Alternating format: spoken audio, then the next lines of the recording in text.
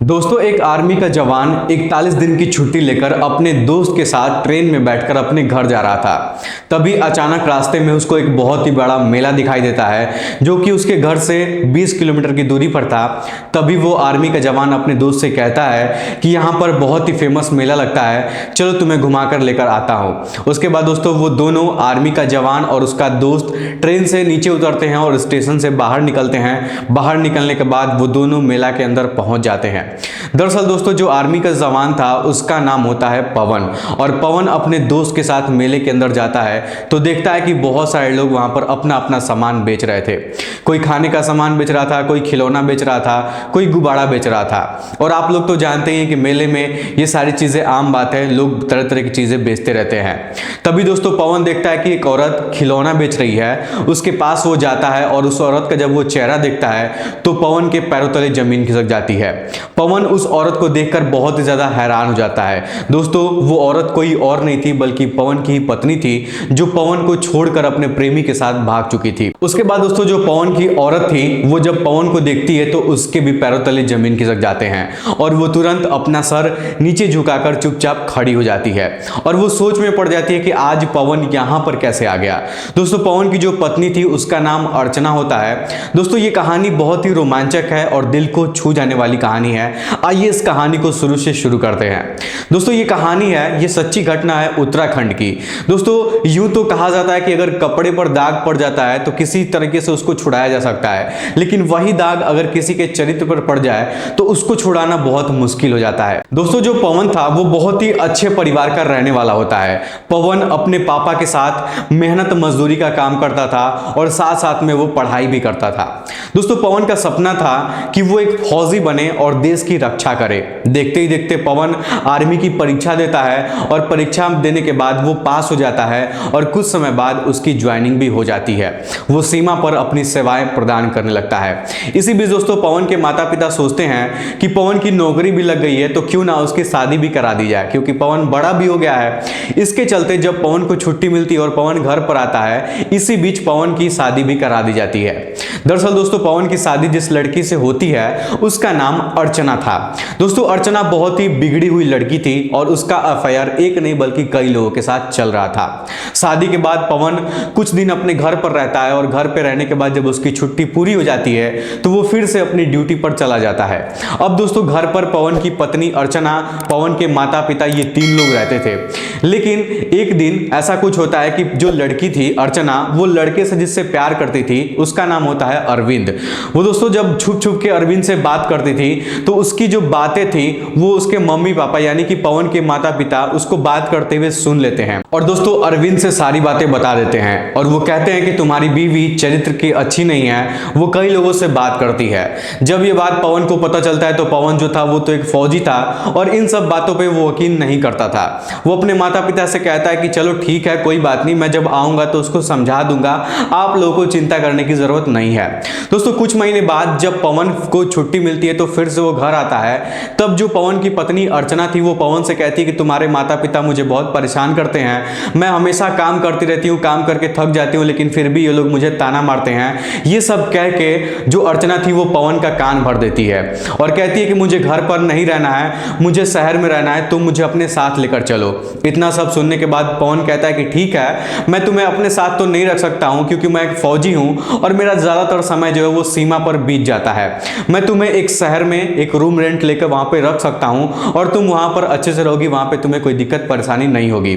उसके बाद दोस्तों पवन अपनी पत्नी अर्चना को शहर लेकर जाता है और वहां पर एक रेंट पर रूम लेता है और दोनों एक साथ रहते हैं। कुछ दिनों बाद दोस्तों पवन की छुट्टी फिर से पूरी हो जाती है और पवन अर्चना से कहता है कि अब तुम अपना ख्याल रखना, मैं जल्दी छुट्टी लेके वापस दोबारा आऊंगा। इतना कहने के बाद वो दोबारा अपनी ड्यूटी पर चला जाता है। लेकिन दोस्तों मैं आपको बताते चलूं कि पवन के माता पिता अर्चना को एक शब्द भी नहीं बोलते थे और ना ही उसको परेशान करते थे।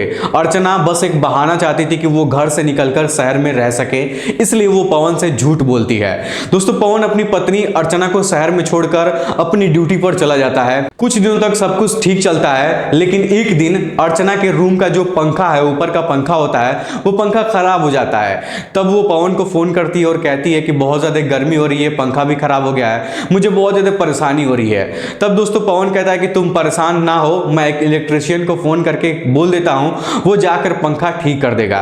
उसके बाद दोस्तों पवन एक इलेक्ट्रिशियन को फ़ोन करके कहता है कि जाओ वहाँ पर पंखा ख़राब है, तो इलेक्ट्रिशियन वहाँ पर पहुँच जाता है और पहुँचने के बाद वहाँ पंखा ठीक करता है। दरअसल दोस्तों जो इलेक्ट्रिशियन था उस लड़के का नाम जितेंद्र होता है। वो जितेंद्र पंखा तो ठीक कर देता है और पंखा ठीक करने के बाद वो वहाँ से चला जाता है। लेकिन दोस्तों जितेंद्र जो था वो बहुत ही शांत स्वभाव का लड़का था और दिखने में भी हट्टा कट्टा था और बहुत ज़्यादा खूबसूरत था। साफ भाषा में कहें तो अर्चना जितेंद्र को पसंद करने लगती है और दोस्तों अर्चना जो थी वो जितेंद्र का नंबर भी अपने पास रख लेती है। दोस्तों ये कहानी यहाँ से और भी ज़्यादा इंटरेस्टिंग हो जाती है। अर्चना के रूम का पंखा तो ठीक हो जाता है और उधर पवन सीमा पर अपनी ड्यूटी दे रहा था। अब दोस्तों अर्चना क्या करती है कि जब उसे मौका मिलता है तो वो इलेक्ट्रिशियन जितेंद्र को फोन करके अपने घर बुलाती है कि पंखा फिर से खराब हो गया है। लेकिन दोस्तों पंखा खराब नहीं हुआ था। वो जितेंद्र को बुला के बस उससे प्यार भरी बातें करती थी और उससे जितेंद्र के साथ अपनी भावनाएं शेयर करती थी। दोस्तों देखते ही देखते अर्चना को जितेंद्र से बहुत ज्यादा प्यार हो जाता है और दोनों एक दूसरे के साथ समय बिताने लगते हैं और जितेंद्र को भी अर्चना के साथ बहुत ज्यादा प्यार हो जाता है। उसके बाद दोस्तों पवन जब भी अर्चना को फोन करता था तो अर्चना कहती थी कि अभी मैं बहुत ज्यादा बिजी हूं, बहुत ज्यादा मेरे पास काम है, ये कर रही हूं, वो कर रही हूं, काम का बहाना देकर वो उसका फोन रख देती थी। दोस्तों शादी के बाद पवन 2 से 3 बार छुट्टी लेकर घर पर आया था, इसलिए उसको जल्दी छुट्टी नहीं मिल रही थी और पूरे 1 साल बीत जाते हैं, उसको छुट्टी नहीं मिलती है। और इन 1 सालों के अंदर अर्चना और जितेंद्र के बीच का जो प्यार है, यानी कि अर्चना और इलेक्ट्रिशियन के बीच का जो प्यार है, वो बहुत ज्यादा आगे बढ़ जाता है। देखते ही देखते अर्चना जितेंद्र के साथ भाग जाती है। जब पवन अर्चना को फोन करता है तो अर्चना का फोन स्विच ऑफ आने लगता है। तब पवन बहुत ज्यादा परेशान हो जाता है और कैसे भी अपनी छुट्टी लेकर अर्चना के घर वापस आता है, जहां पे शहर पे उसको रखा था। तो वहां पर अर्चना उसको नहीं मिलती है। कुछ लोगों से जब पता करता है तो पता चलता है कि अर्चना इलेक्ट्रिशियन जितेंद्र के साथ भाग गई है और वो उससे प्यार भी करती है।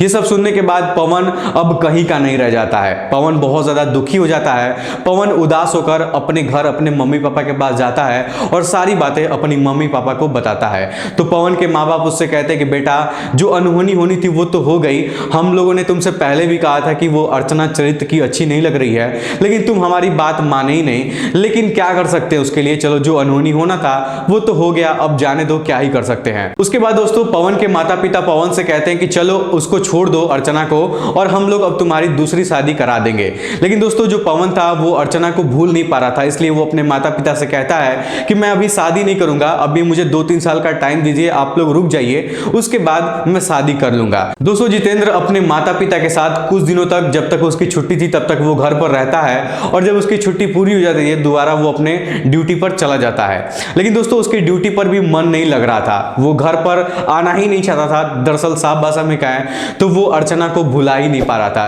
पूरे 2 साल तक वो ड्यूटी अपना करता है और इन 2 सालों के अंदर वो पूरी तरीके से अर्चना को भूल जाता है। 2 सालों बाद जब पवन को 41 दिन की छुट्टी मिलती है तब वो अपने दोस्त के साथ अपने घर जा रहा था। तभी दोस्तों रास्ते में उसको मेला दिखाई देता है और अपने दोस्त से कहता है कि ये बहुत ही फेमस मेला यहाँ पर लगता है, चलो मैं तुम्हें घुमाकर लेकर आता हूँ। उसके बाद दोस्तों दोनों ट्रेन से उतरते हैं, पवन और पवन का दोस्त। उसके बाद ट्रेन से उतरने के बाद स्टेशन से बाहर निकलते हैं, मेले के अंदर जाते हैं और देखते हैं कि जो उसकी पत्नी अर्चना है वो छोटे छोटे बच्चों का खिलौना बेच रही थी, जो स्टार्टिंग में मैं आप लोग को बताया हूँ। जब पवन उसको देखता है तो उसके पास जाता है तो अर्चना जो थी वो शर्म के मारे अपना सर नीचे झुकाकर खड़ी हो जाती है और रोने लगती है।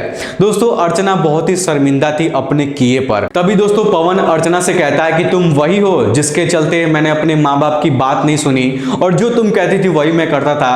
क्या तुम वही अर्चना हो जो मुझे धोखा देकर अपने प्रेमी के साथ भाग गई? इतना सब सुनने के बाद दोस्तों अर्चना जो थी वो फूट फूट कर उसके सामने रोने लगती है।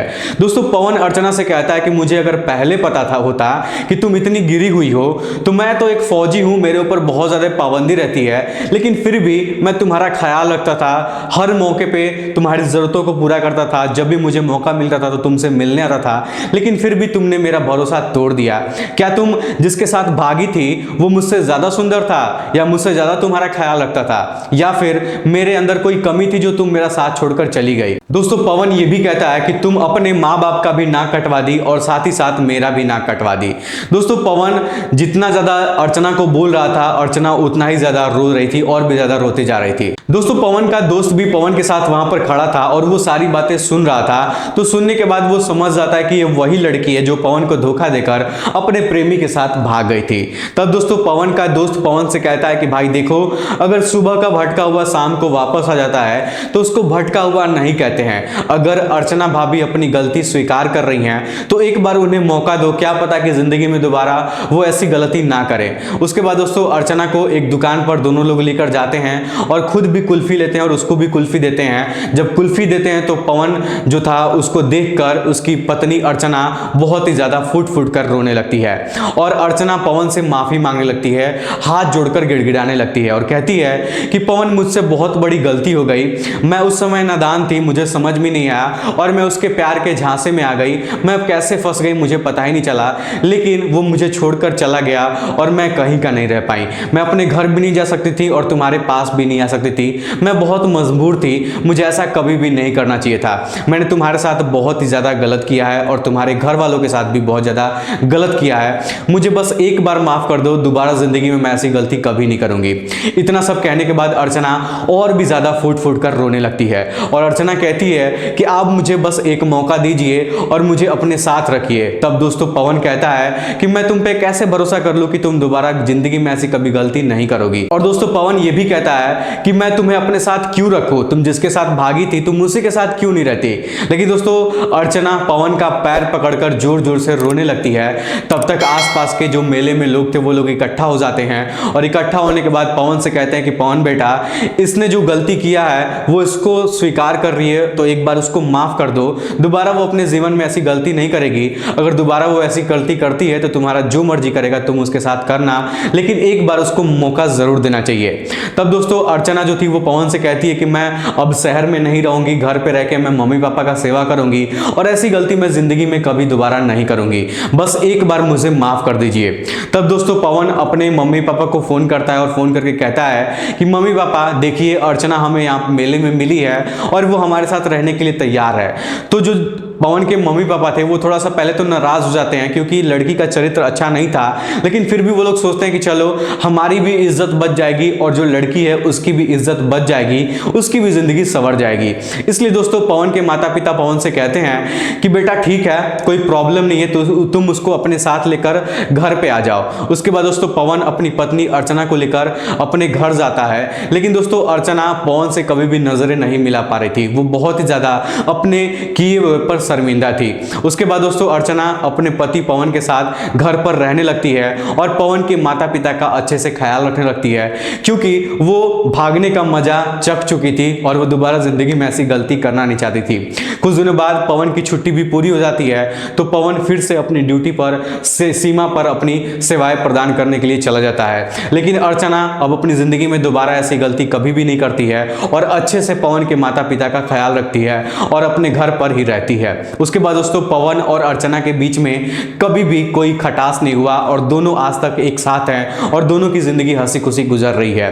दोस्तों ये कहानी यहीं पर खत्म हो जाती है। आप लोग इसमें कमेंट बॉक्स में हमें बताइएगा कि पवन ने जो किया था क्या वो सही किया था या फिर गलत किया था। अर्चना के साथ पवन को ऐसा करना चाहिए था कि नहीं करना चाहिए था, इसका जवाब आप लोग कमेंट बॉक्स में हमें जरूर दीजिएगा। अगर ये स्टोरी आपको पसंद आई हो तो एक प्यारा सा कमेंट भी कर दीजिएगा, वीडियो को लाइक भी कर दीजिएगा। चलिए फिर आज के इस वीडियो में इतना ही। वीडियो पसंद आए तो वीडियो को लाइक, चैनल सब्सक्राइब जरूर करिएगा। बहुत बहुत धन्यवाद।